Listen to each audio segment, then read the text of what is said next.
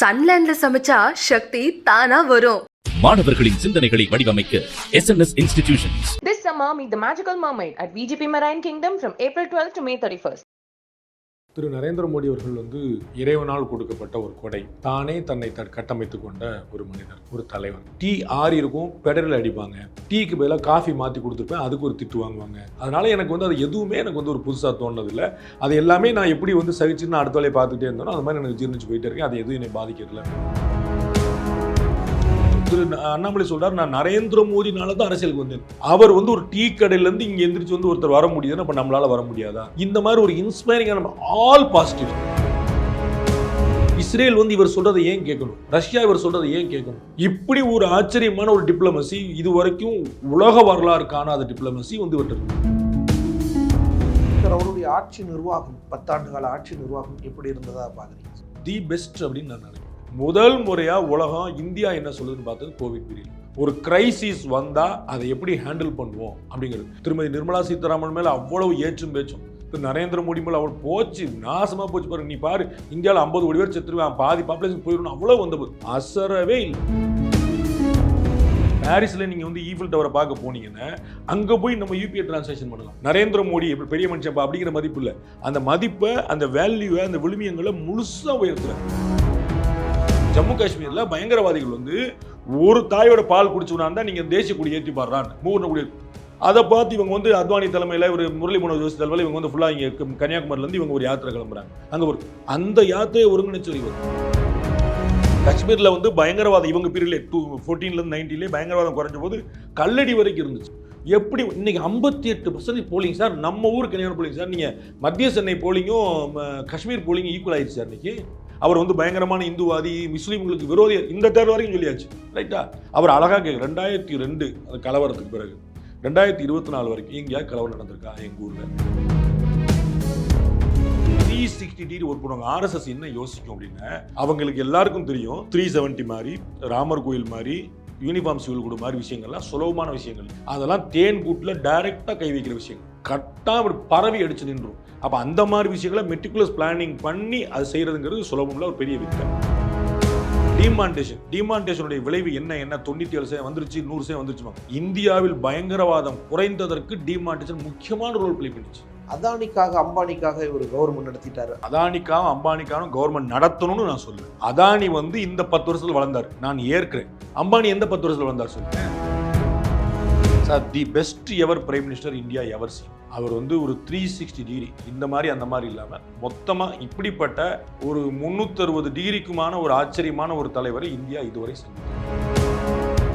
உலக தமிழர்கள் அனைவருக்கும் வணக்கம். இன்றைய சிறப்பு நேர்காணலில் நம்மோடு இருக்கக்கூடியவர் மூத்த பத்திரிகையாளர் திரு ரங்கராஜ் பாண்டே அவர்கள். வணக்கம் சார். தேர்தல் காலம் சார். 2 தலைவர்கள், பிரதமர் நரேந்திர மோடி, ராகுல் காந்தி, இருவரும் யார் எப்படிப்பட்டவங்க அப்படின்னு தெரிஞ்சுக்கலான்னு. பிரதமர் நரேந்திர மோடி அவருடைய உயரம் என்ன, இன்னைக்கு அவர் எப்படி இந்த இடத்திற்கு வந்தார் சார் உங்களுடைய பார்வையில்? 2 தலைவர்கள் அப்படின்னு சொல்ல முடியாமல் ஒரே தலைவர் சொல்ல முடியாத நிலைமை தான் இருக்குதுன்னு பார்க்குறோம். ஜெயலலிதா அவர்கள் சொன்ன அந்த எதிரை யாருமே எதிரிகளே இல்லைன்னு சொல்ல முடியாத நிலைமை. திரு நரேந்திர மோடி அவர்கள் இறைவனால் கொடுக்கப்பட்ட ஒரு கொடை. தானே தன்னை கட்டமைத்து கொண்ட ஒரு மனிதர், ஒரு தலைவர். அவர் இன்னைக்கு அவர் ஹார்ட் டிசிஷன்ஸ் எடுக்கும்போது நிறைய பேர் அவரை ஒரு சர்வாதிகாரி, ஒரு இரும்பு மனுஷன், ரொம்ப hard man, unable to reach, tough அப்படிங்கிற மாதிரிலாம் சொல்கிறாங்க. பழைய படங்கள்லாம் கொஞ்சம் ஒரு கிளான்ஸ் பார்த்தீங்கன்னா நீங்களே கூகுள் பண்ணால் கிடைக்கும். அத்வானி முன்னாடி தரையில் அமர்ந்திருக்கக்கூடிய காட்சிகள், ஒரு தரையில் உட்காந்து சாப்பிட்ற காட்சிகள், இது மாதிரி ஒரு தேசாந்திரியா சுற்றுற காட்சிகள் மாதிரி நிறைய பார்த்துருக்கோம். ஸோ எதுவாக இருக்கிறியோ அதுவாக இருக்கிறது அப்படிங்கிற ஒன்று இருக்குது. நம்ம என்ன ரெஸ்பான்சிபிலிட்டி இருக்குதோ அதை செய்யணும். நீங்கள் ஒரு டிரைவர் வேலை பார்க்குறீங்கன்னா அதுக்கேற்ற தன்மையில் இருக்கணும். ஒரு கலெக்டர் வேலை பார்க்குறீங்கன்னா அதுக்கேற்ற தன்மையில் இருக்கணும். டிரைவர் வேலையை கலெக்டர் வேலையை மாற்ற முடியாது, கலெக்டர் வேலையை டிரைவர் வேலை, ரெண்டுமே கன்ஃபியூஸ் பண்ணிக்கக்கூடாது. அதை மாதிரி தான் என்ன செய்கிறோம் அப்படிங்கிறத முழுமையாக தெரிஞ்சு அதற்கு முழுமையாக தன்னை தயார்படுத்திக்கிட்டு வந்தார். நேற்று ஒரு பேட்டியில் சொல்கிறாரு, இந்த மாதிரி உங்களை இவ்வளோ திட்டுறாங்களே அப்படின்னு சொல்லும்போது, எனக்கு ஒரு புது விஷயமே கிடையாதுங்க. நான் சின்ன பிள்ளையாக இருந்து எனக்கு விவரம் தெரியாத காலத்தில் இந்த மாதிரி வாங்கியிருக்கேன். டீ ஆறி இருக்கும், பெடரில் அடிப்பாங்க. டீக்கு பதிலாக காஃபி மாற்றி கொடுத்துருப்பேன், அதுக்கு ஒரு திட்டு வாங்குவாங்க, திட்டு கொடுப்பாங்க. இது மாதிரி நிறைய சாதாரணமாக நடக்கும். உப்பு இல்லை, சர்க்கரை இல்லை, பால் இல்லை, தண்ணி நிறையா இருக்குன்னு ஏதோ ஒரு காரணத்துக்காக திட்டுவாங்க, அடிப்பாங்க. சின்ன பையங்கனால இது மாதிரி ஏச்சும் பேச்சு வாங்குறது எனக்கு ரொம்ப பழக்கம். நான் என்னுடைய சின்ன வயசுலேருந்து நான் பழகிருக்கிறேன், டீ கடையில் இருக்கும்போது. அவருடைய சின்ன இளமை காலத்துலேருந்து. அதனால் எனக்கு வந்து அது எதுவுமே எனக்கு வந்து ஒரு புதுசாக தோணுனதில்லை. அது எல்லாமே நான் எப்படி வந்து சகிச்சுன்னு அடுத்த வேலையை பார்த்துட்டே இருந்தோம், அது மாதிரி எனக்கு ஜீர்ணிச்சு போயிட்டே இருக்கேன். அது எதுவும் என்னை பாதிக்கிறதில்ல அப்படின்னு. இது மாதிரியான ஒரு நிறைய ஆச்சரியமான குணங்கள் கொண்டவர். அவருக்கு வந்து விஷன் ரொம்ப ஸ்ட்ராங்கானது. அவருக்கு வந்து எல்லாருமே இன்னைக்கு 2024 யார் ஜெயிப்பான்னு பேசிட்டு இருக்கும்போது அவர் பார்த்தீங்கன்னா கிட்டத்தட்ட ஒரு 45 பேட்டி கொடுத்துருக்கிறார். இந்த இடத்துல 45 பேட்டியில் ஒரு 2047 பற்றி பேசிகிட்டு இருக்கிறார். நான் வந்து இந்த எலெக்ஷன் ரிசல்ட்டில் நான் அதெல்லாம் பார்க்குறது இல்லைங்க அப்படின்றார். நம்ம பேசிகிட்டு இருக்கிற தருணத்தில் இது வெளியாகிறக்குள்ள அவர் கன்னியாகுமரியில் உட்காந்து தியானம் பண்ண போகிறார். அப்போ என்ன, ஒரு போலிங் நடக்கிறதுக்கு முன்னாடியே அவர் என்ன சொல்கிறார், 30ஆம் தேதி வரைக்கும் என்னை பிரச்சாரம் பண்ண சொல்லி ஷெடியூல் போட்டிருக்காங்க. 30ஆம் தேதி பிரச்சாரம் முடிஞ்சால் நேராக கன்னியாகுமரி போகிறேன். இப்படி ஒரு பற்றற்ற தன்மை, தாமரை இலை தண்ணீர் போல நீங்கள் சொல்லலாம் பார்த்தீங்களா, அந்த மாதிரி நான் என்னுடைய வேலையை செவனே செய்யும் போது நான் அக்ரெசிவாக இறங்கி அடித்து முழுசாக 100% கொடுத்துறேன். I will give my 100%. என்னை எவ்வளோ முடியுமோ எக்ஸ்டார்ட் பண்ணிங்க. யோசிச்சு பார்த்தீங்கன்னா உங்களுக்கு தெரியும், இந்த கட்சியுடைய வேட்பாளர்கள் பட்டியல் வெளியிடும் போது ராத்திரி 3:30 மணிக்கு அந்த கூட்டம் முடியுது. ராத்திரியில் விடிகாலில் 3. நரேந்திர மோடி மாதிரி ஒரு நபருக்கு வந்து எதுக்கு 3:30 மணிக்கு உட்காரணும்? சாயந்தரம் 3-4 மணிக்கு தூங்கி எந்திரிச்சு 5 மணிக்கு வருவேன்ப்பா, நீங்கள் வாங்க 6 மணிக்கு உட்காருவோம், 8 மணிக்கு பேட்டி முடிச்சு இடத்த காலி பண்ணுன்னு சொல்லலாம்ல. அவர் சொன்னால் இங்கே யார் வந்துருப்பா, எல்லா ரொட்டீன் ஷெடியூலும் முடிச்சுட்டு ராத்திரி 10 மணிக்கு ஆரம்பித்து 3 மணிக்கு முடிகிறேன். இந்த டெடிக்கேஷன், இந்த எஃபர்ட், அதில் ஒன்று இருக்குது. திருமதி வாணி சீனிவாசன் சொல்கிறாங்க, வேறு ஏதோ ஊரில், அது குஜராத்தில் இல்லை, ராஜஸ்தான்லேயோ சத்தீஸ்கர்லேயோ மத்திய பிரதேசம் எங்கேயோ ஒரு ஊரில் அவங்களும் வந்து அகில இந்திய மகளிர் அணி தலைவங்கனால அந்த இடத்துல லிஸ்ட்டில் உட்காரும்போது பார்த்தா அவராச்சே, இவராச்சே, இவர் மேலே இந்த கம்ப்ளைண்ட் இருந்துச்சு, இவர் இந்த பாசிட்டிவ் ஆச்சு, இவர் இந்த கம்யூனிட்டி ஆச்சு, இவருக்கு வந்து மாற்றி சொல்லுவாங்களே இவருக்கு இப்படின்னு ஒவ்வொரு கேண்டிடேட் பற்றி அவர் சொல்ல 543 பேரை பற்றி தெரிஞ்சு வச்சிருக்கிறாருன்றாங்க. ஸோ நீங்கள் ஒரு லிஸ்டோடு வந்தீங்க, ரைட் போட்டுங்கப்பான்னு இல்லாமல் அவ்வளோ மைக்ரோ மேனேஜ்மெண்ட். அதுபோக திரு அண்ணாமலை வேற ஒரு சந்தர்ப்பத்தில் சொன்னார், நம்ப மாட்டிங்கன்னா ரொட்டீன் பாலிடிக்ஸ் நான் அவர் பேசினதே இல்லை அப்படின்றார். உடம்பு எப்படி இருக்குது, உடம்பு பார்த்துக்கோ, தேவையில்லாமல் அலையாதீங்க, அலையும் போது பார்த்துக்குங்க, இந்த மாதிரிலாம் பிரச்சனை வரும், இந்த மாதிரிலாம் பிரச்சனை அப்படி பார்த்துக்கோன்னு சொல்லி இதுதான் பேசிட்டு இருக்காரு. வேறு பாப்பா என்ன செய்யறா, பையன் என்ன செய்யறான், வீட்டில் எப்படி இருக்காங்கன்னு இதுதான் பேசிட்டு இருக்காரு. தவிர நம்ம வந்து டிஎம்கே காலி பண்ணிடணும், ஏடிஎம்கே ஒழிச்சிடணும், இந்த பிஸ்னஸ்லாம் கிடையவே கிடையாதுன்றார். என்னங்க அப்படின்னு ஆச்சரியமாக கேட்டால் அதெல்லாம் நாங்கள் அமித்ஷாட்ட பேசுகிறோம், ஜேபி நட்டாட்ட பேசுகிறோம், சந்தோஷம் பேசுகிறோம். ஸோ அவர் வந்து எந்த லேயரில் என்ன வச்சுக்கணும், என்ன செய்யணும் ரொம்ப கிளியராக அவர் வந்து முழுக்க தெரிஞ்சு இது மாதிரி பிள்ளைகள்லாம் வரும்போது அவங்கள முழுக்க எனர்ஜைஸ் பண்ணி இவங்கள மாதிரி ஆட்கள்லாம் நேஷனல் லெவல் கேம்பெயினில் கொண்டு வந்துட்டு தன்னுடைய ஹெலிகாப்டரில் தானே கூட்டு போய், தன்னுடைய காரில் தானே கூட்டு போய் ஒரு வித்தியாசமான மென்டாரிங் கொடுக்குறாரு. அவர் வந்து ஒரு வியக்கக்கூடிய மனிதனை திரு அண்ணாமலை சொல்கிறார், நான் நரேந்திர மோடினால தான் அரசியலுக்கு வந்தேன். அப்படி ஒரு சாமானியன் சொல்ல, நிறைய பேர் வந்து நரேந்திர மோடிக்காக நான் பிஜேபி ஓட்டு போடுறாங்க. நீங்கள் அண்ணாமலை மாதிரி ஒரு ஐஏஎம் முடித்தவர், ஒரு பிஎஸ்சியில் வந்து கேம்பஸ் செலெக்ஷன் ஆனவர், ஒரு ஐபிஎஸ் முடித்தவர் சொல்லக்கூடிய வார்த்தை பார்க்க, அவரால் நான் பாலிடிக்ஸ் வந்தேன், அவர் இல்லைன்னு நான் பாலிடிக்ஸ் வந்திருக்க மாட்டேன். அவர் வந்து ஒரு டீ கடையிலேருந்து இங்கே எந்திரிச்சு வந்து ஒருத்தர் வர முடியுதுன்னா அப்போ நம்மளால் வர முடியாதா, நம்மளால் முடிஞ்ச இந்த சர்வீஸை செய்வோம் அப்படின்னு வந்துருக்கு. இந்த மாதிரி ஒரு இன்ஸ்பைரிங்கான ஆல் பாசிட்டிவ்ஸ். நம்மளை விட்டுருங்க, நம்மெல்லாம் ஒரு ஃபேன் ஃபாலோயிங் மூடுக்கு போகிறோம், நம்ம வந்து மோடி எது செஞ்சாலும் சரிங்கிற இடத்துக்கு போகிறோம். பைடனுக்கு என்ன தலையெழுத்து, ஆஸ்திரேலியா பிரைம் மினிஸ்டருக்கு என்ன தலையெழுத்து, கனடா பிரைம் மினிஸ்டருக்கு என்ன தலையெழுத்து, பப்புவா நியூகினியாவுடைய பிரசிடென்ட்டுக்கு என்ன தலையெழுத்து, அவங்களுக்குலாம் என்ன இருக்குது? அப்போ அவர் வந்து எப்படி வியக்க வச்சுக்கிட்டே இருக்கிறாரு. On his personal note, Israel வந்து இவர் சொல்கிறத ஏன் கேட்கணும், ரஷ்யா இவர் சொல்கிறத ஏன் கேட்கணும்? இப்படி ஒரு ஆச்சரியமான ஒரு டிப்ளமசி, இது வரைக்கும் உலக வரலாறு காணாத டிப்ளமசி வந்து இவர்கிட்ட இருக்கு. அப்போ வெளியுறவுத்துறையாக இருக்கட்டும், இந்திய இன்ஃப்ராஸ்ட்ரக்சராக இருக்கட்டும், பொருளாதாரமாக இருக்கட்டும், எதில் இவங்க சோட போயிருக்காங்கன்னு சொல்லுங்கள். ஊழல் கொஞ்சம் பழைய கதையாக போயிடுச்சு. இப்போ ஊழல் புகார் சொல்ல முடியலங்கிறது கொஞ்சம் பழைய மேட்டராக போயிடுச்சு. அது ரொம்ப எந்த விஷயத்தில் பாருங்கள், அவர் வந்து ரொம்ப எளிமையாக ஓப்பன் சவால் விடுறார். 2004 to 14 ஒரு 10 வருஷம் பார்த்தீங்க, 14 to 24 ஒரு 10 வருஷம். நீங்கள் எந்த விதத்தில் கம்பேர் பண்ணுங்கன்றார். பொருளாதாரம், பணவீக்கம், விலைவாசி, ஜிடிபி, எதில் நீங்கள் கம்பேர், உலகத்தில் உள்ள மரியாதை, இஸ்ரோவாக இருக்கட்டும், உணவு ஏழைகளுக்கான வெளியில் வர்றதாக இருக்கட்டும், 25 கோடி ஏழைகள் வெளியே வந்திருக்கிறாங்க. 80 கோடி பேருக்கு வந்து உணவு தானியங்கள் கொடுக்குறாங்க 5 வருஷத்துக்கு. எந்த ஸ்கீம், ரயில்வே வச்சுக்கோங்க, ரோடு வச்சுக்கோங்க.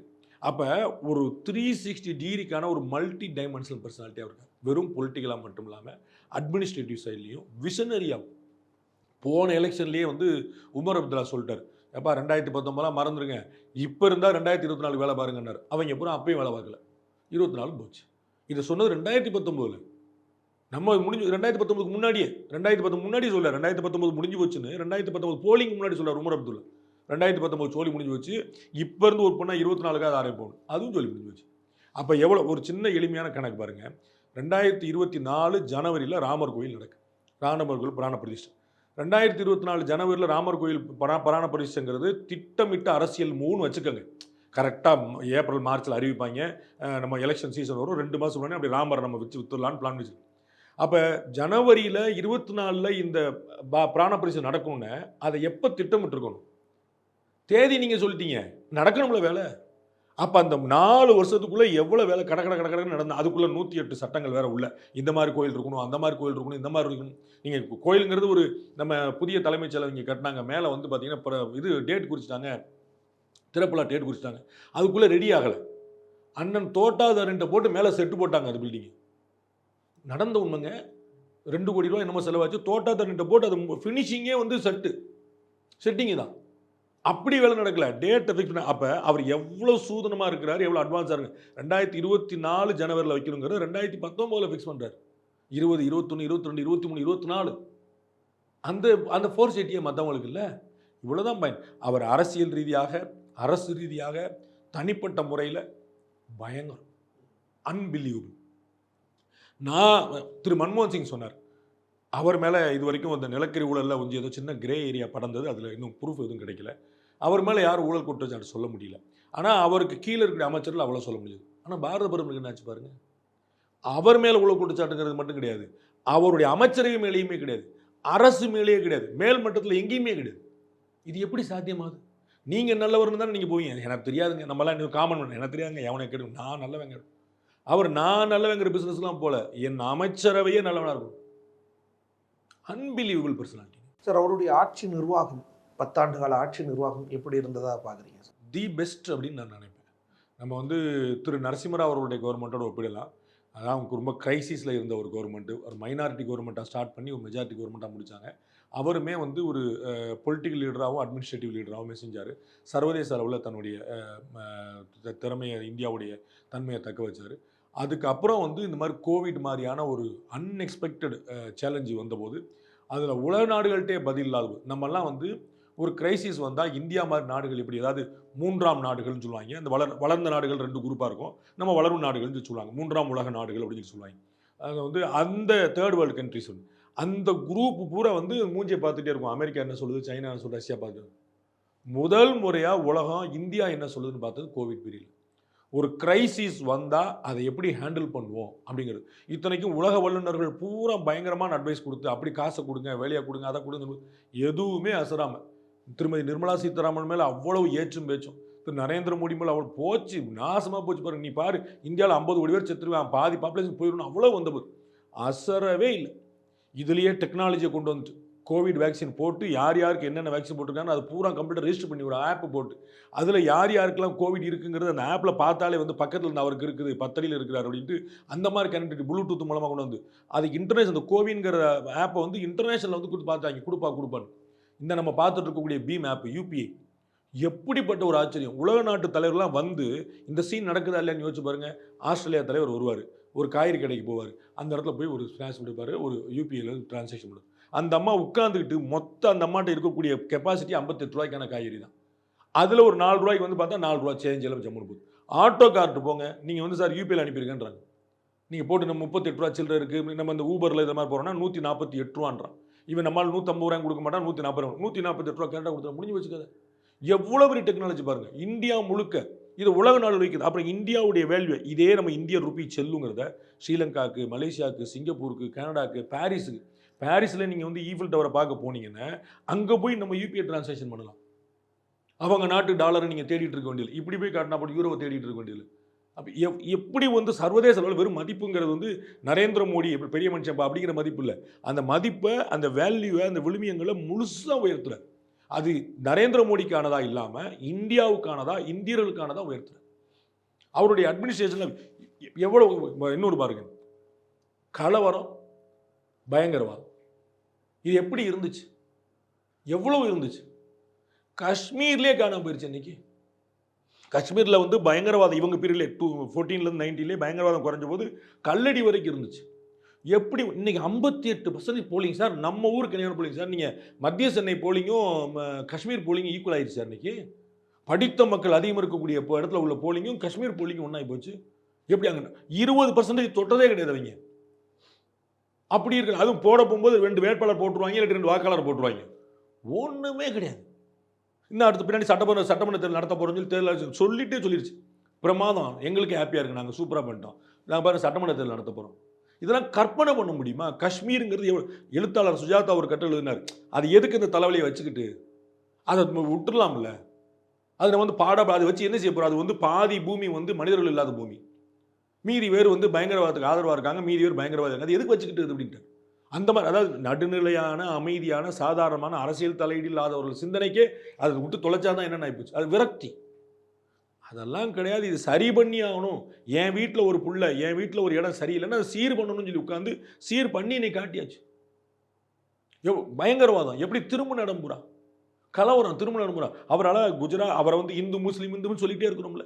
அவர் வந்து பயங்கரமான இந்துவாதி, முஸ்லீம்களுக்கு விரோதி, இந்த தேர்தல் வரைக்கும் சொல்லியாச்சு, ரைட்டா? அவர் அழகாக கேட்க 2002 அந்த கலவரத்துக்கு பிறகு 2024 வரைக்கும் எங்கேயாவது கலவரம் நடந்திருக்கா எங்கள் ஊரில் அப்படின்ட்டு நீங்கள் என்னைய தானே சொல்கிறீங்க? அவர் சொல்கிறாரு 10 வருஷத்தில் 7 வருஷம் கலவரம் நடக்குமா குஜராத்தில்? அது வந்து எப்பயுமே நடக்குமா? சுதந்திர காலத்தில் நடந்துட்டு இருக்குமா? 10 வருஷத்தில் பார்த்தீங்கன்னா 7 கலவரமாக குறைஞ்ச வருஷம் நடந்துருக்கும். 10 வருஷத்தில் அடுத்து ஒரு 20 வருஷம் சொல்லியிருக்கேன். இப்போ 2002லேருந்து 2024 வரைக்கும் ஒரு கலவரம் சொல்லுங்கன்றார். அந்த ஊரில் இப்போ முஸ்லீம்கள் இல்லையா? அந்த ஊரில் இப்போ இந்துக்கள் இல்லையா? அப்போ எப்படிப்பட்ட ஒற்றுமைக்கும் அவன் பொழப்ப பார்ப்பனா நீ சம்பாதி நான் சம்பாதி சந்தோஷமாக வாழ்வுங்கிற இடத்துக்கு எப்படி மாறிட்டாங்க? எப்படி இந்த டிரான்ஸ்ஃபார்மேஷன் நடக்குது? இந்தியா முழுக்க டெக்னாலஜி எவ்வளோ கொண்டு வந்திருக்காரு, ரோடு எவ்வளோ வேகமாக போடப்படுது. ஆப்பிள் ஃபோன் வந்து அதிகமாக ஏற்றுமதி பண்ணக்கூடிய இடமா இந்தியா மாறிடுச்சு. உலகத்தில் உருவாகிற 5 ஆப்பிள் ஃபோனில் ஒரு ஃபோன் வந்து Indian phone, made in India. யோசிச்சு பாருங்க. அவங்க டெஸ்லாலாம் பயங்கரமாக பந்தா பண்ணுவாங்க, வர்றதுக்கே யூஸ் பண்ணாங்க. உங்களுக்கு அவ்வளோ குவாலிட்டி கிடையாது பாம்பாங்க.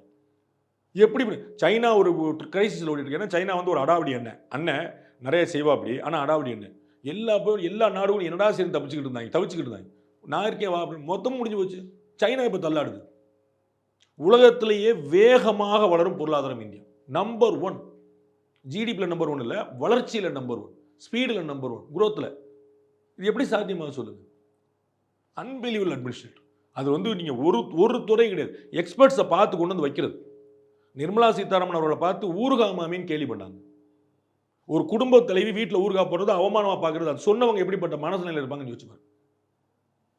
எங்கள் வீட்டம்மா போடும், எங்கள் அம்மா போடும், எங்கள் அக்கா போடும், எங்கள் தங்கச்சி போடும், எல்லாருமே வந்து ஊறுகாய் போடுவாங்க வீட்டில். அப்படி ஒரு சகோதரியாக ஒரு தாயாவது அவங்க வீட்டுக்கு அவங்க பண்ணுறாங்க. அதை ஊறுகாய் மாமின்னு கேள்வி பண்ணீங்க. அவருடைய பொருளாதார சிந்தனை எங்கே போய் நிற்குது?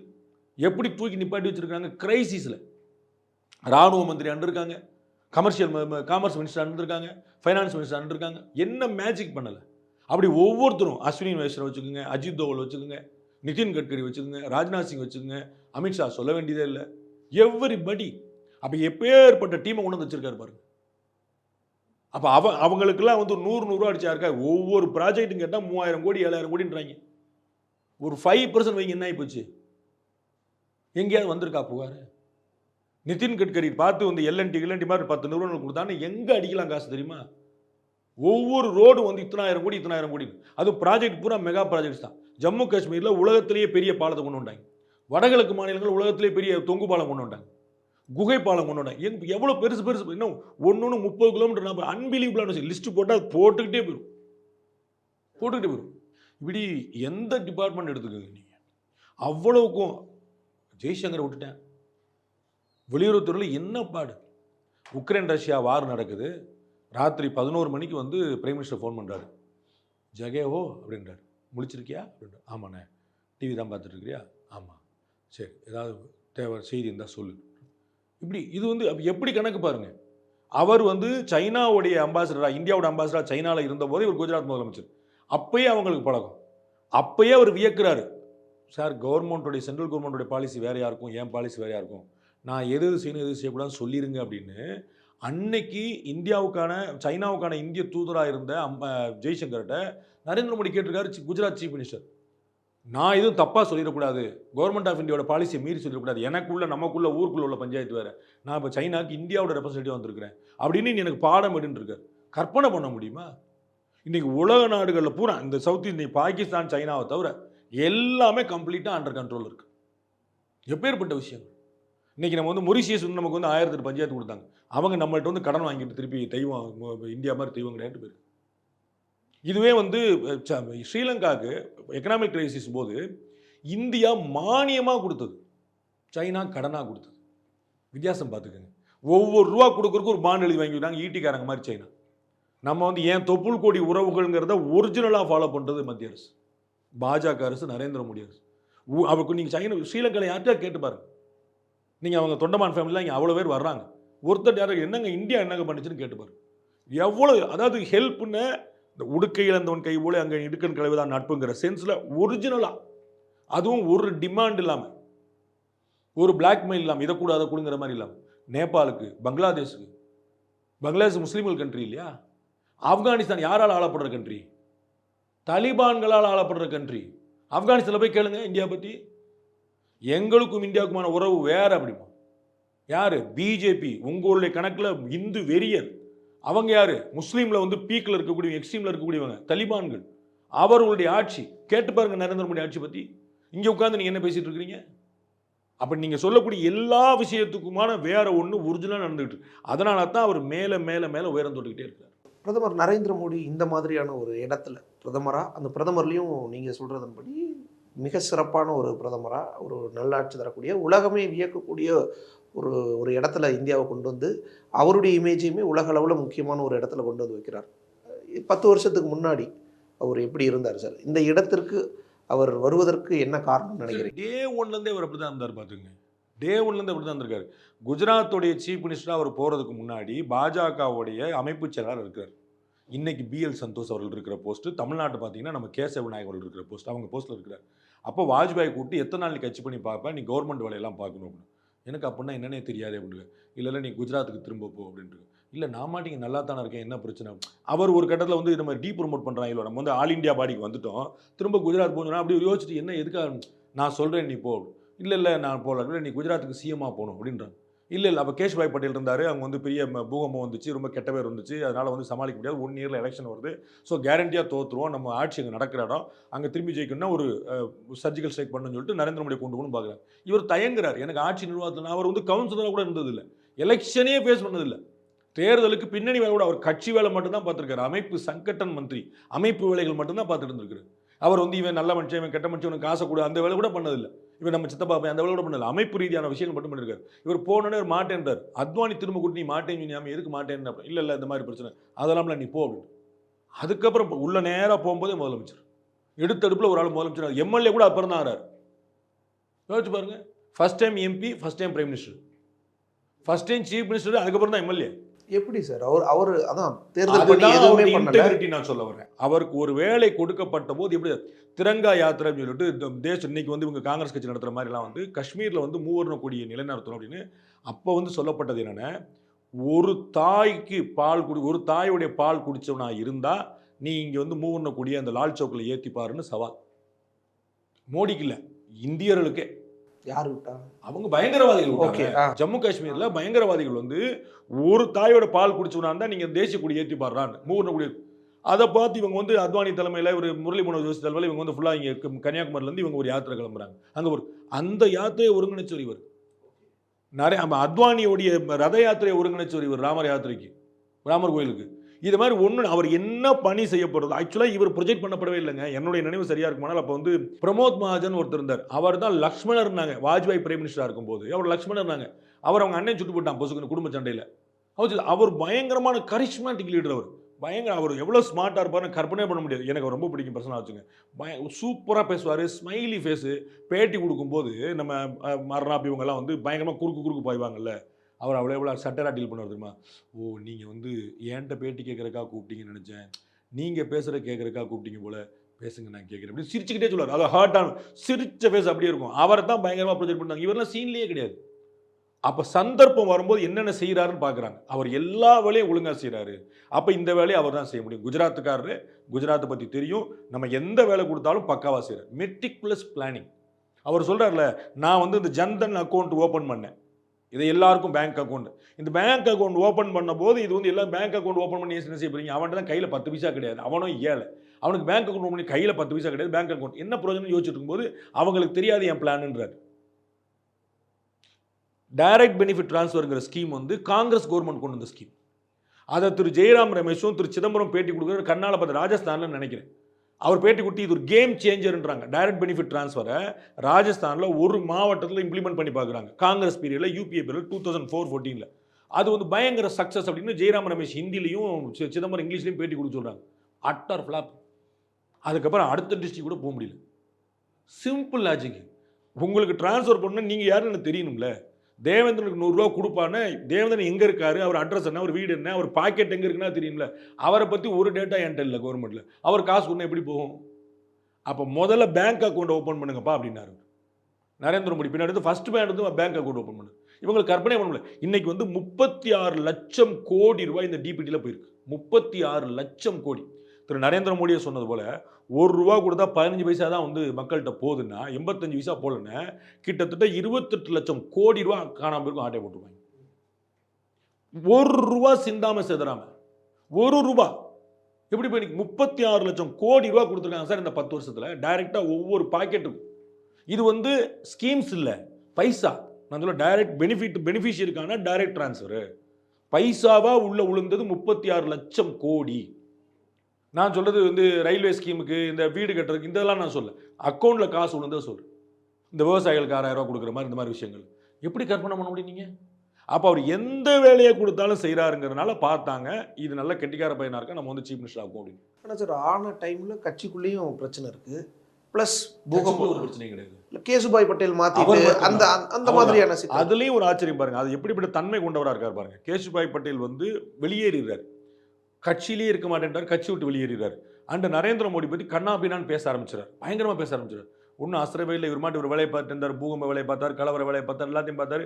நரேந்திர மோடி இருக்கக்கூடிய பிஜேபிக்கு நான் ஓட்டு போட மாட்டேன்னு கேசுபாய் பட்டேல் சொல்லிட்டார். Open statement. அவர் ஒன்றும் இல்லை, கலவரம் முடிஞ்சது, பூகம் முடிஞ்சு, எல்லாம் முடிஞ்சு, 2002 எலெக்ஷன் வந்து எல்லாம் ஜெயிச்சு ஆரம்பிச்சார். நேராக கொண்டு போய் கேசுபாய் பட்டேல் தான் ஃபர்ஸ்ட் ஸ்வீட் கொடுத்தார். இதுதான் அவருடைய கேரக்டர். அவர் வந்து இந்த வன்மம் பாராட்டி இந்த பிரச்சனை பண்ணுறதே கிடையாது. இவர் தான் பிரைம் மினிஸ்டர் கேண்டிடேட் அனௌன்ஸ் பண்ண உடனே 2 தடவை ரிசைன் பண்ண ஒரு அத்வானி. அவர் தான் குஜராத் சீஃப் மினிஸ்டர் போக சொன்னார். அவர் தான் இவருடைய குருநாதர் மாதிரி, மென்டார் மாதிரி. அத்வானியோட சிஷியப்பில் வாஜ்பாய்க்கு பிடிக்காது, அத்வானியோட சிஷியப்பில் வாங்க. கலவரத்தின் போது வாஜ்பாய் ஓப்பன் ஸ்டேட்மெண்ட் சொன்னார், நான் வந்து எப்படி எந்த முகத்தை வச்சு நான் உலக நாடுகளை போய் பார்ப்பேன் அப்படின்னு சொல்லி அத்வானி தான் காப்பாத்தினாருன்னு சொல்லுவாங்க. மோடியை ரிசைன் பண்ண சொல்லி வாஜ்பாய் கேட்டதா அந்த மாதிரிலாம் சொல்லுவாங்க. அப்படி இருந்த அத்வானி 2 தடவை ரிசைன் பண்ணிட்டார் மோடி மேலே வச்சுட்டு.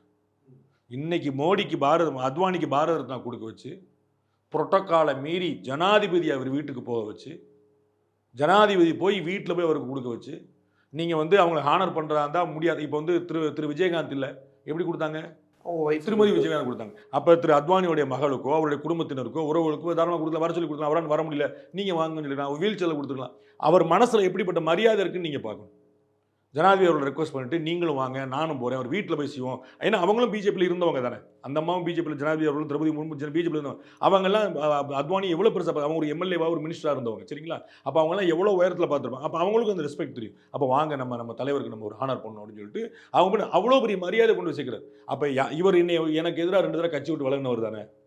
அவ்வளோ பெரிய ஆள் வளரும் போது உடனே அப்போ இந்த ஜஸ்வந்த் சிங் யஸ்வந்த் சின்ஹா இந்த மாதிரி நிறைய பேர், பீகாரில் ஒரு நடிகர், இந்த மாதிரி நிறைய பேர் உடனே கூட்டை கொண்டு ஆரம்பிச்சாங்க. அத்வானி சண்டையை போட்ட உடனே மோடிலாம் கிடையாது, மோடிலாம் கிடையாது, அசரவே இல்லையே. யாருக்கு எதிராக ஒரு வார்த்தை பேசினா கிடையாது. அவர் உண்டு ஒரு வேலை உண்டு. எப்படி சார் அப்படி கொடுத்தாங்க மோடிக்கு? ஏன்னா மோடி மாதிரி சிவராஜ் சிங் சௌஹான் இன்னும் நிறைய சிஎம்மா இருக்கும், சிஎம்மா நிறைய பேர் இருக்காங்க பிஜேபியில்.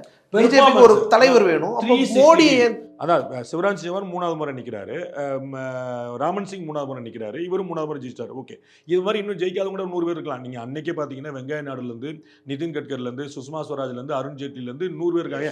அத்வானி தலைவர்கள், மோடியை விட சீனியர் லீடர்ஸ், பவர்ஃபுல் லீடர்ஸ் இருக்காங்க. வந்து 360 டிகிரி ஒர்க் பண்ணுவாங்க. ஆர்எஸ்எஸ் என்ன யோசிக்கும் அப்படின்னா, ஒரு தலைவர்னா ஓகே நீ பிரைம் மினிஸ்டர் இந்தியா முடிச்சுட்டு போனியாங்கிற கிடையாது. மன்மோகன் சிங் 10 வருஷம் முடிச்சு தானே போயிட்டாரு.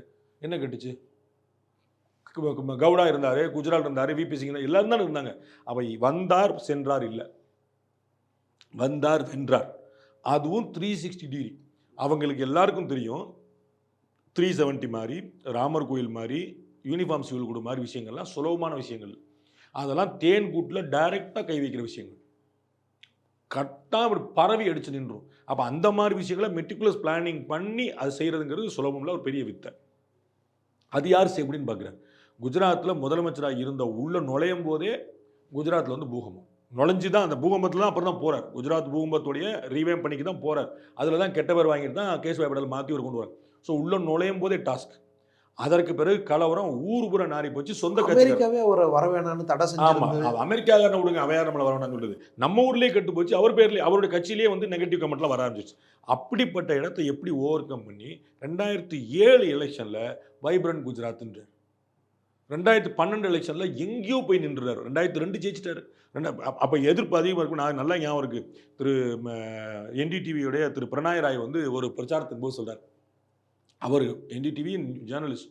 அவர் சொல்றார், போர்பந்தர் பின்னாடி இருந்து பேசிட்டு இருக்கேன், இதுக்கப்புறமும் மோடி ஜெயிப்பாரா எனக்கு தெரியல அப்படின்றார்.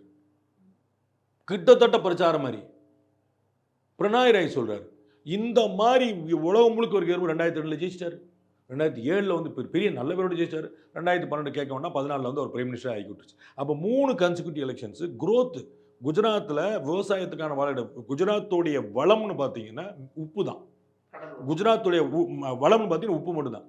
அங்கே 10% டபுள் டிஜிட்டில் 10% அக்ரிகல்ச்சர் குரோத் காட்டினார் சார். ஜிடிபியில் அவருடைய வளர்ச்சியில் முக்கிய பங்காற்றுனது விவசாயமாக மாற்றி விட்டார்.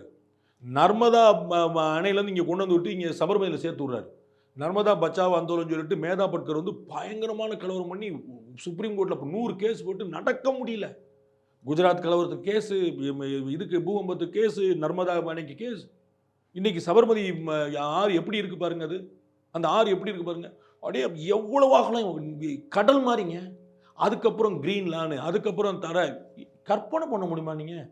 தலைநகரத்துக்கு உள்ள நம்ம ஊரில் கூவம் எப்படி போகுது பாருங்க, நம்ம ஊரில் கொசஸ்தல் எப்படி போகுது பாருங்க, நம்ம ஊரில் அடையாறு எப்படி போகுது. 3 ரிவர் ஓடுற நகரம் சென்னை. ஒரு நகரத்துக்குள்ள 3 ஆறுகள், கூவம், கொசஸ்தல், அடையாறு. 3 ஆறு எங்கேயாவது ஆறா ஓடுதான் பாருங்க. அங்கே ஒத்த ஆறு ஓடுது. அது எப்படி பண்ணி வச்சிருக்காரு பாருங்க. ஒபாமா கூட்டு உட்கார வச்சு டீ போட்டு கொடுக்குறாரு. ஆடி போகிற என்னையா பண்ணுற உங்கள் ஊரில்? அப்போ அங்கே அதே முஸ்லீம்கள் இருக்கிறாங்க, அதே இந்துக்கள் இருக்கிறாங்க, எங்கே போய் மாற்றிட்டார்? அப்போ இதை பெர்ஃபார்ம் பண்ணி காட்டுறாரு. அவ்வளோ பெரிய கெட்ட பேரை மாற்றக்கூடிய கெப்பாசிட்டி அவருக்கு இருந்தது. மக்கள் வந்து அவரை வந்து ஒரு ஹிந்துத்துவா லீடர், ஒரு கலவரக்காரர் அப்படிங்கிற மாதிரி. அப்போ வந்து இன்றைக்கி சொல்கிறாங்களே இந்து முஸ்லீம் கலவரம் பற்றி சொல்கிறாங்களே, அவருக்கு அப்போ மவுத்கே சொதாகர்னு பேர் வச்சாங்க. மரண வியாபாரி அப்படின்னு இந்த அம்மா சொன்னாங்க. அப்படிப்பட்ட பழிச்சொற்கள் தாண்டி மீடியா கேட்க வேண்டியதே இல்லை.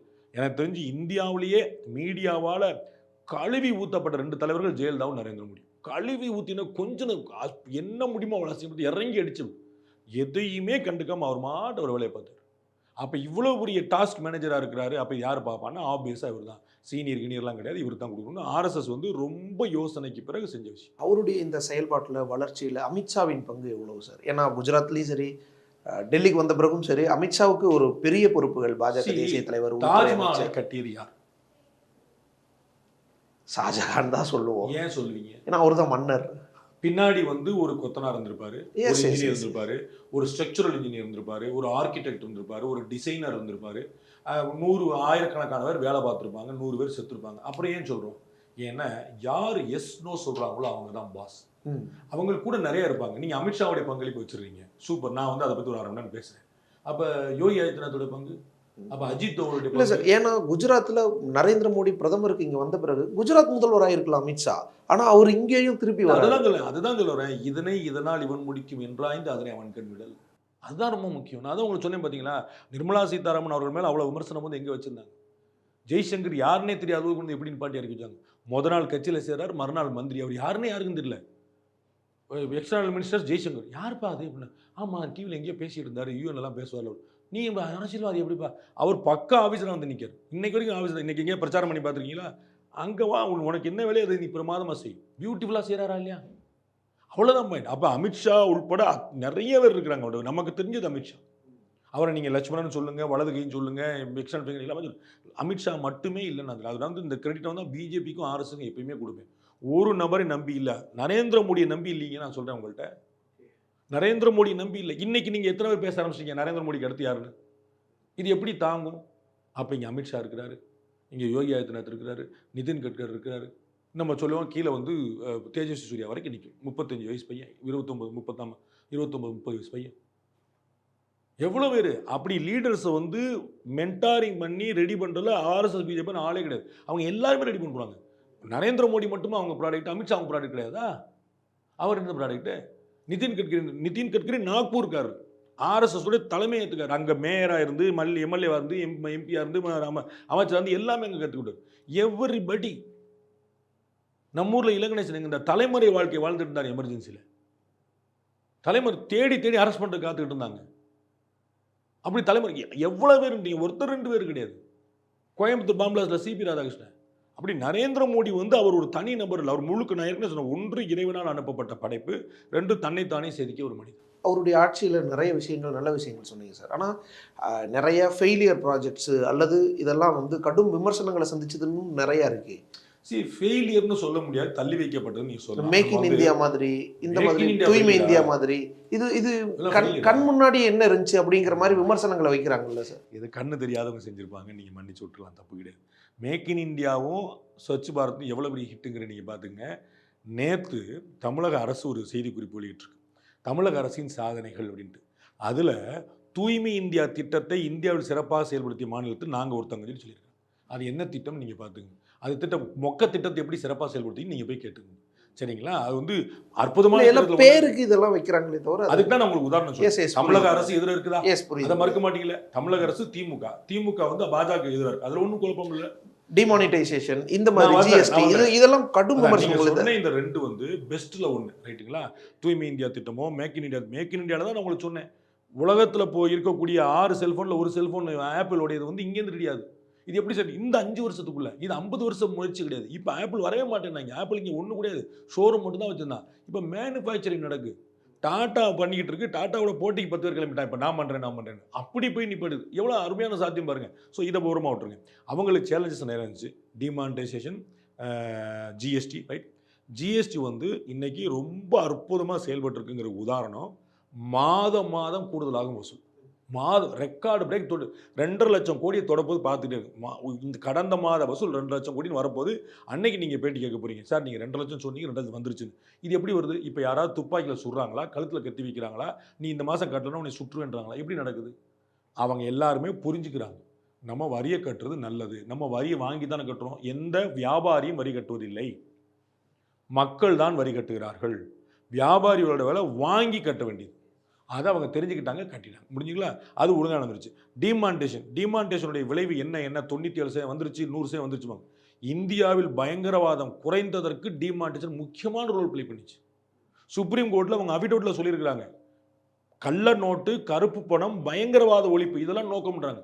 கள்ள நோட்டு, கருப்பு பணம் ஓகே, பயங்கரவாதம் என்னங்க சம்பந்தம்லாம் என்னத்தை சொல்றீங்கன்னா? இன்னைக்கு பாருங்க எப்படி பயங்கரவாதம். 10 பயங்கரவாதம் ஒழிஞ்சுன்னா எல்லையில் துப்பாக்கி நான் மட்டும் பயங்கரவாதம் ஒழிஞ்சிருமா? அவன்கிட்ட துப்பாக்கி கிடையாதா? உங்கள்கிட்ட ஒரு துப்பாக்கி, உங்களோட அட்வான்ஸ் துப்பாக்கி அவன் வச்சிருக்கான். பாகிஸ்தான்காரன் வந்து ட்ரோனில் போட்டு போகிறான் புதுசா. அப்போ வெறும் துப்பாக்கி வச்சு சரி பண்ணணும். தாக்குதல்களில் நம்ம வீரர்கள் இறக்குற செய்திகளும் அப்பப்போ வருது இல்லை சார்? அருமையாக சொன்னீங்க. அவ்வளோதான் உங்கள் ஸ்டேட்மெண்ட் அப்படியே நீ திருப்பி போட்டுங்க. அப்பப்போ நம்ம வீரர்கள் இறக்குற செய்தியும் வருது, அவ்வளோதான். முன்னாடி வந்து எப்பயும் வந்துக்கிட்டு இருந்துச்சு. இன்றைக்கி அந்த ரேஷியோ, அதாவது அந்த மேஜர் மதன் ஒரு அளவுக்கு அழகாக சொல்கிறார், ஒரு பயங்கரவாதி பாகிஸ்தான்லேருந்து இந்தியாவுக்குள்ளே வந்தானே அவனுடைய லைஃப் எவ்வளோ நாள் அப்படிங்கிறது 1 வாரம் 1 மாதம் வரைக்கும் இருந்துச்சு. அதாவது அது வரைக்கும் உள்ளே இருப்பான், எங்கிட்டா போவான், குண்டு வைப்பான். இப்போ 24 மணி நேரம் 36 மணி நேரம் உள்ளே வந்தால் அடுத்த ஊருக்குள்ளே போக முடியாது. பார்டரை தாண்டி வந்திருப்பான், அங்கேயே முடிச்சிடறேன். அப்போ ஒரு 100 பேர் சாகும்போது நம்முடைய தியாகிகள் ஒருத்தங்க வந்து இருக்கதான் செய்வாங்க. சத்தீஸ்கரில் ஆட்சி வந்து 4 மாதம் 120 நக்சலைட்டுகள் கொலை. 120 நக்சலைட்டுகள் பள்ளிக்கூடத்தில் பாம் வச்சு, பாலத்தில் பாம் வச்சு, அப்பாவிகளை கொன்று கழுத்தறுத்து பப்ளிக்கில் தூக்கில் தொங்க விட்டு அராஜகம் பண்ணிட்டு இருந்த நக்சல்கள் பூரா அடி. இப்போ பூரா திருந்தி துப்பாக்கி போட்டு ஓடி வர. அப்போ யோகி ஆதித்யநாத் சொன்னது தான், நக்சலைட்டா ஒன்று செத்துப்போ இல்லாட்டி திருந்தியோ. இடையில உட்காந்து நாட்டாம் பண்ணி பேரலல் கவர்மெண்ட் பண்ணுற பிஸ்னஸ் நாடு காங்கிரஸ் கவர்மெண்ட் நடந்துகிட்டு இருந்துச்சு. 3 மாதத்துக்கு முன்னாடி வரைக்கும் காங்கிரஸ் கவர்மெண்ட், இப்போ பிஜேபி கவர்மெண்ட். எப்படி போச்சு? அப்போ அந்த அரசாங்கத்தோட டிட்டர்மினேஷன் நீங்கள் பார்க்கணும். நரேந்திர மோடியோட வழிகாட்டுதல் என்ன செய்யணுங்களோ கிளியராக இருக்காங்க. யாருமே தெரியாத முதலமைச்சர். அப்போ எப்படி ஆளை தேர்ந்தெடுக்கான்னு பார்க்கணும். அதான் சொல்கிறேன், நீங்கள் வந்து ஒரே ஒரு நபர் இல்லை, அது அவங்களுடைய பயிற்சி அதான் முக்கியம். எப்படி அவங்க ரெடி ஆகிறாங்க. ராமர் கோயிலில் வந்து வாப்பா கொண்டு வந்து சொல்லி கொண்டு வரல. அது நிதானமாக 5 நீதிபதிகள், அதில் ஒரு சிறுபான்மை நீதிபதி, 5 பேரும் ஒருமித்த தீர்ப்பு. சனிக்கிழமை வந்து சிட்டிங்கில் இதுக்கே உட்கார்ந்துட்டு சொல்கிறாங்க, இந்தியாவில் ஒரு கட்சி கூட எதிர்க்கல, காங்கிரஸ் திமுக உள்பட ஒரு கட்சி. எதிர்த்த கட்சிகள் பூரா ஓவைசி மாதிரி, ஜவஹர்லால் மாதிரி இஸ்லாமிய மதத்தில் இருந்து அவங்கள அந்த பின்புலத்தில் கூடிய கட்சிகள் தவிர வேற ஒரு இந்தியாவில் யாரும் இருக்கல.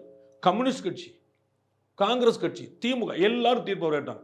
இது வந்து ஒரு மேஜிக்கில் நடந்திருக்கும்னு நினைக்கிறீங்களா? ஜி பூம்பா அப்படின்னு சொன்னால் நடந்துடும் நினைக்கிறீங்களா? அதற்கு பின்னாடி எவ்வளோ பெரிய டிப்ளமசி இருக்கணும். இந்த பக்கம் போனால் நீதிமன்ற தலையீடு, இந்த பக்கம் போனால் கட்சிகள் மீது கருத்து திணிப்பு. அப்போ எப்படி நூல் விட்டு ஒவ்வொரு கட்சிகள்கிட்ட பேசி எப்படி கூட வந்து எந்த தீர்ப்பு? பாஜக ஒரு கொண்டாட்டம் நடத்தலைங்க. பாஜக இந்தியாவில் எங்கேயாவது கொண்டாடிச்சுன்னு காட்டுங்க நீங்க.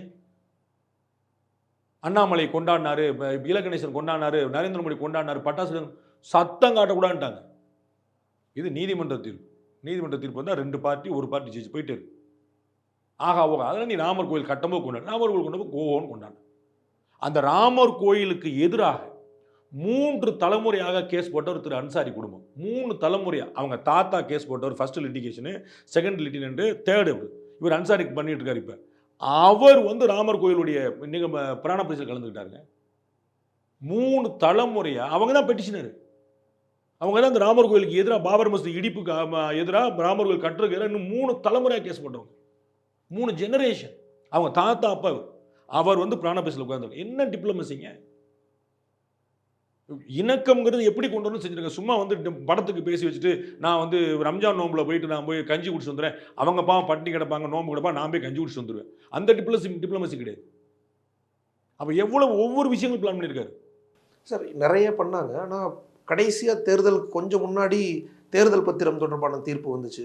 அது இவர்களுக்கு ஒரு பெரிய கரையா, ஊழல் பண்ணலைன்னு சொல்லிட்டு ஒரு சிஸ்டமேட்டிக் ஊழலை செஞ்சுட்டாங்க. 2-3 விஷயத்த சொல்லிடுறேன். ஒன்று வந்து நீங்கள் சொன்னதில் அந்த ஜிஎஸ்டி சொன்னோம், அது அதிகமான வசூல் வந்துருச்சு. டிமார்டிஸ் சொன்னால் பயங்கரவாதம் குறைஞ்சிருச்சு. நில கையெடுப்பு மசோதான்னு ஒன்று இருந்துச்சு. அந்த மசோதா அப்புறம் திரும்ப நரேந்திர மோடி அவர்கள் முதல்ல வாபஸ் வாங்கின மசோதா அதுதான். அது வந்து 3 முறை அவசர சட்டம் கொண்டு வந்தார். 3 டைம்ஸ் ஆர்டினன்ஸ் கொண்டு வந்தார். 3 முறையும் தேர்தல மெஜாரிட்டி இல்லை, வாபஸ் வாங்கிட்டார். வாபஸ் வாங்கிட்டு என்ன சொன்னார் தெரியுமா? இதை விட பிரமாதமான சட்டம் தமிழ்நாட்டில் இருக்குது, அந்த சட்டத்தை எல்லாரும் கடைபிடிங்கன்னு நோட்டு. கவர்மெண்ட் நோட்டு, ஃபன் இல்லை. அவங்க நில கையெடுப்பு மசோதா கொண்டு வந்த போது தமிழ்நாட்டில் உள்ள கட்சிகள் உட்பட எல்லாரும் ஓய் ஓய் ஓய்னு கம்பு சுற்றினாங்க. எப்படிப்பட்ட நில கையெடுப்பு, நில அபகரிப்பு மசோதான்னு இவங்க பேர் கொடுத்தாங்க. நில கையெடுப்பு மசோதா, நில அபகரிப்பு மசோதானாங்க. அவன் கவர்மெண்ட் என்னமா நோட்டு கொடுத்து எங்களோட பயங்கரமான ஸ்கீம் தமிழ்நாட்டில் இருக்குது, அதை எல்லா ஸ்டேட்டும் ஃபாலோ பண்ணுங்கன்னு. இன்னைக்கு வரைக்கும் அதை பற்றி யாராவது பேசியிருக்கோமா? திமுக கவர்மெண்ட்டும் அதிமுக கவர்மெண்ட்டும் மாறி மாறி வந்து அந்த நில கையெடுப்பில் வச்சிருக்காங்க. ஒருத்தரோட லேண்டை கவர்மெண்ட் எடுக்க முடியும்னு அதை யாரும் தடுக்க முடியாது. காம்பன்சேஷன் கூட சென்ட்ரல் பேங்க் கொடுக்குற மாதிரி கிடையாது. அவங்க சொன்னாங்க பெட்டர் ஸ்கீம் தமிழ்நாட்டில் இருக்குங்க, எல்லா ஸ்டேட்டும் அதை ஃபாலோ பண்ணுங்கன்ட்டாங்க. ஓகே, அதில் பின்வாங்கினார். நட்டம் அவர் கிடையாது, வேலை ஓடிட்டு இருக்கு. டெய்லி வந்து 32 கிலோமீட்டருக்கு சாலைகள் போட்டு இருக்கிறாங்க, வாங்கிட்டு இருக்காங்க. அந்த சட்டம் இல்லை, பட் வேலை ஓடிட்டு இருக்கு. விவசாயிகளுடைய சட்டம் 3 திருத்தங்கள் கொண்டு வந்தாங்க. அது ஏற்கனவே ஓடிக்கிட்டு இருக்கு, சக்ஸஸ்ஃபுல்லாக ஓடிட்டு இருக்குது. அதை பஞ்சாப் ஹரியானாவில் இருக்கக்கூடிய ஏஜென்ட்டுகள், மண்டி நடத்துகிறவர்கள் எதிர்த்தாங்க. வேற யாரும் எதிர்க்கல. தமிழ்நாட்டில் திமுக ஆட்சி, கேரளாவில் கம்யூனிஸ்ட் ஆட்சி, வெஸ்ட் பெங்காலில் மம்தா ஆட்சி. எங்கே இருந்தாலும் விவசாயிகள் போனாங்களா? ஒரு விவசாயி போல. ஏன்னா நமக்கு 2 பேருக்குமே லாபம். நம்ம ஊரில் மண்டி இருக்குது, நம்ம ஊரில் தனியாக வந்து உழவர் சந்தையும் இருக்குது. எல்லாமே 2 பேர். அவனும் வேணா விற்றுக்கோ, நானும் வேணா விற்றுக்கிறேன், யாராலும் விற்றுக்கலாம், ஒன்றும் பிரச்சனை கிடையாது. கேரளாவில் அது மாதிரி தான். பஞ்சாபில் வந்து முழுக்க பஞ்சாப் ஹரியானாவில் முழுக்க அது வந்து மண்டிகளுடைய கையில் இருந்துச்சு. சார் யோசிச்சு பாருங்கள், 1 வருஷத்துக்கு மேலான போராட்டம். கேரவேனுக்கு எப்படி சார் இருப்பீங்க நீங்கள்? 1 வருஷத்துக்கு மேலே 1000 பேர் மட்டும் போகிறான்னு வச்சுக்கோங்க. 1000 பேருக்குள்ள மேலே சொல்கிறாங்க வச்சுக்கோங்க. வெறும் 1000 பேர், 1000 பேருக்கு 3 வேளை சாப்பாடு 1 வருஷம் எப்படி சார் போடுவீங்க? எவ்வளோ சார் காசு வரும்? எங்கன்னு சார் வந்துச்சு? எப்படி சார் ஃபண்ட் பண்ணீங்க? அப்புறம் அந்த கலவரி எப்படி சார் கடகடன்னு போயிட்டு, நீ இந்திய விவசாயி, உன்னுடைய விஷயத்துக்காக நீ போராடுற, நியாயம், சந்தோஷம். குடுகுடுன்னு ஏறி நீ வந்து ஆகஸ்ட் 15 அன்னைக்கு நீ போய் எப்படி வந்து கொடியை கீழே இறக்கி விட்டு அங்கே வந்து காலிஸ்தான் கொடியை நடுவ? அப்போ அது என்ன கணக்கு? அப்போ எப்படி உங்களுடைய நோக்கம் என்னவா இருந்தது? யார் பின்னாடி இருந்தா பாருங்க. தேசிய கொடி ஏற்றின கொடி இறக்கி வச்சு நான் காலிஸ்தான் கொடி வைக்கிறதுக்கு என்ன இருக்கு? அந்த போராட்டத்தில் போனவங்க தானே. அப்போ ஒரு பதிலுக்கு ஒரு துப்பாக்கி, நம்ம ஊரில் தூத்துக்குடிக்கே கலவரம் நடந்து 13 பேர் இறந்து போயிட்டாங்க. அப்போ செங்கோட்டையில் ஏறி ஒருத்தர் கொடியை மாற்றிட்டாருன்னா துப்பாக்கி சூழலை நீங்கள் எப்படி தப்பு சொல்லுவீங்க? நடந்துச்சா? அப்போ எவ்வளவு செல்ஃப் ரெஸ்ட்ரெயின்டாக அந்த போலீஸ் இருந்துச்சு, விவசாயிகளை எப்படி மதிச்சு நடந்துச்சு பாருங்க. அவர்களால் சாமானிய வாழ்க்கை பாதிக்கூடாதுன்னு சொல்லிட்டாங்க, முடிஞ்சிருச்சு. அது முடிஞ்சு வச்சு. தேர்தல் பத்திரத்துக்கு வரும். தேர்தல் பத்திரம் மோசமான ஸ்கீம், ரைட்டு, வேண்டாம், காலி பண்ணிடுவோம். தேர்தல் பத்திரம் சுப்ரீம் கோர்ட் சொன்னதுலேருந்து இன்னைக்கு வரைக்கும் யாரும் வாங்கலை, யாரும் கொடுக்கல. எப்படி தேர்தல் நடந்துச்சு? எப்படி காசு வச்சிங்க? இன்னும் காங்கிரஸ் கட்சிக்கு இன்னொரு காமெடி வேறு இருக்குது. அவங்களுடைய வங்கி கணக்கெல்லாம் ஃப்ரீஸ் பண்ணியாச்சு. சொன்னாங்களா இல்லையா? எங்களை செயல்பட விடாமல் முடக்கிட்டாங்க. உங்கள் வங்கி கணக்கு கிடையாது, உங்கள்கிட்ட தேர்தல் பத்திரம் கிடையாது, எப்படி செலவழிச்சு? ஸ்டேட் யூனிட்ஸ் இருக்குல்ல, அவங்க செலவு பண்ணி ஏது காசு சொல்லுங்கள், எவ்வளோ காசு சொல்லுங்கள். ராகுல் காந்தி ஒரு இடத்துல 1 கோடி ரூபா வரும், நரேந்திர மோடிக்கு எவ்வளோ ஆகும்? நான் மறுக்கல, கூடவே ஆகும், 5 கோடி ரூபா ஆகும். ஏது காசுன்னு சொல்லுங்கன்ற. அப்போ தேர்தல் பத்திரம் இல்லாமல் எப்படி போகுது? பிளாக் பண்ணி ஸ்டேட் யூனிட்டாக இருந்தாலும் நீங்கள் வந்து இதான சொல்லணும். திமுக ஸ்டேட் யூனிட் தானே சார்? திமுக தேர்தல் பத்திரம் தானே வரணும். அதிமுக தேர்தல் பத்திரம் தானே வரணும், எல்லா கட்சியும் தேர்தல் பத்திரம் தானே. அது யார் சிஸ்டமேட்டிக்கா பண்ணதுன்றதுல தானே பாஜக மேல ஒரு கலங்கம் வைக்கிறாங்க. வர்றேன் நான் முதல்ல கேட்ட பதில் சொல்லியிருக்கேன். இவங்க யாரும் தேர்தல் பத்திரம் வாங்க முடியல, அதுக்கப்புறம் தேர்தல் நடந்து முடிஞ்சிருச்சு, எப்படி பண்ணாங்க? அப்ப நீங்க எதை என்கரேஜ் பண்றீங்க?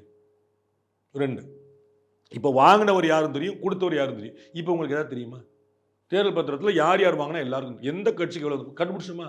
தமிழ்நாட்டில் வந்து ஒரே ஒரு லாட்டரி மாற்றின்னு வந்து திமுக இவ்வளோ கோடி கொடுத்துருக்காங்க, தெரிஞ்சு அவங்க சொல்லும் போது தெரியுது. ஆனால் தேர்தல் பத்திரத்தில் அது தெரியாம இல்லை அதான் யாருங்கிற இப்போ என்ன செய்ய போறீங்க? நீங்கள் லாட்டரி மாற்றின்னு 90 கோடிக்கு வாங்கியிருக்காருன்னு அவருக்கு தெரியும், எஸ்பிஐக்கு தெரியும், திமுகவுக்கு 90 கோடி வந்திருக்குன்னு கவர்மெண்ட்டுக்கு தெரியும். இது ரெண்டையும் நீங்கள் வெளியே சொல்லக்கூடாது. இப்போ லாட்டரி மாற்றின் மேலே இவங்க ஏடிஎம்கே கேட்பாங்களா இல்லையா? நீங்கள் டிஎம்கே மட்டும் கொடுக்குறீங்க, எங்களுக்கு கொடுக்க மாட்டீங்க, கேட்பாங்களா மாட்டாங்களா? இதை தவிர்க்க தான் திரு அமித்ஷா சொன்னார், நாங்கள் அது கொண்டு மக்கள் தெரிஞ்சுக்கணும்ல சார். எதுவாக மக்கள் மட்டும் தெரிஞ்சுக்க மாட்டாங்கல்ல சார். சார் முன்னாடி எந்த நிறுவனமும் யாருக்கும் சொல்லாமல் கொடுத்துட்டு இருந்துச்சு. இப்ப ஒரு நிறுவனம் ஒயிட் மணி மட்டும் தான் ஸ்பெண்ட் பண்ண முடியும். ஆனா சார், இது பிரதமர் நரேந்திர மோடி மேல இப்படி ஒரு ஸ்கீம் அது உச்சநீதிமன்றம் வரைக்கும் போய் ரத்து ஆகுதுன்றது அது அவருடைய ஆட்சியில் ஒரு களங்கம் இல்லையா? எதுக்கு களங்கம்? எப்படி களங்கமா? 100 சட்டங்கள் ரத்தாகும் சார், 100 சட்டங்கள். ஷாபானு கேஸ்ல சுப்ரீம் கோர்ட் வந்து ரத்து பண்ணுது. அதுக்கு எதிராக ஒரு அரசமைப்பு திருத்தம் பண்ணி ஒரு சட்ட திருத்தம் பண்ணி புது சட்டம், சுப்ரீம் கோர்ட்டுடைய சட்டத்துக்கு எதிராக ஒரு சட்டம் கொண்டாங்க, சுப்ரீம் உத்தரவுக்கு எதிராக கொண்டு வராங்க. அது அவமானமா இது அவமானமா சொல்லுங்க? அவர் ஏற்கிறார், okay let us find some better வேன்றார். ஆமா, நான் வந்து ஒத்துக்கிறேன், பரவாயில்ல, இதுக்கு பெட்டர், இதுக்கு முன்னாடி என்ன இருந்துச்சு சொல்லுங்க. திரு அமித்ஷா அற்புதமாக கேட்குற, இதுக்கு முன்னாடி என்ன இருந்துச்சு சொல்லுங்க, இதுக்கு அப்புறம் என்ன இருக்குன்னு சொல்லுங்க. நான் வந்து குறைஞ்சபட்சம் ஒயிட் மணிக்கான வேலையை பண்ணேன். லாட்ரி மார்ட்டின் போய் ஸ்டேட் பேங்க் ஆஃப் இந்தியாவில் தான் காசு வாங்க முடியும். ஸ்டேட் பேங்க் எப்படி இருந்தால் ஒரு 500 ரூபா கட்ட போய் கொடுத்தா கொடுத்துருவாங்களா? அவனுக்கு அக்கௌண்ட் ட்ரான்ஸ்ஃபர் இது இருக்கும்போதும் அதுவும் பண்ணலாம்ல சார், இல்லீகலாவும் கொடுத்துக்கலாம்ல தனியா, யாருக்கும் தெரியாம.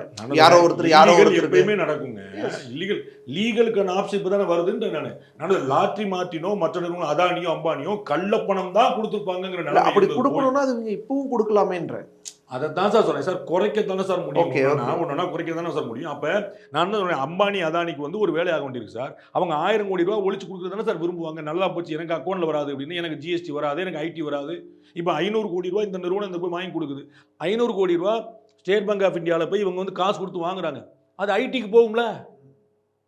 ஓஹோ, 500 கோடி ரூபா பிஜேபிக்கா? நம்ம பார்ப்பான்ல அக்கௌண்ட்டு, இடி பார்ப்பான்ல, சிபிஐ பார்ப்பான்ல. அப்போ தெரிஞ்சு தன்னுடைய அக்கௌண்ட்டை ஒயிட் கேஷ் தானே கொடுக்குறாங்க. நீங்க முன்னாடி என்ன பண்ணிட்டு இருந்தீங்க யாருக்கா தெரியுமா? ஸோ அப்போ இது ஒரு களங்கம் கிடையாது, சுத்தமா கிடையாது.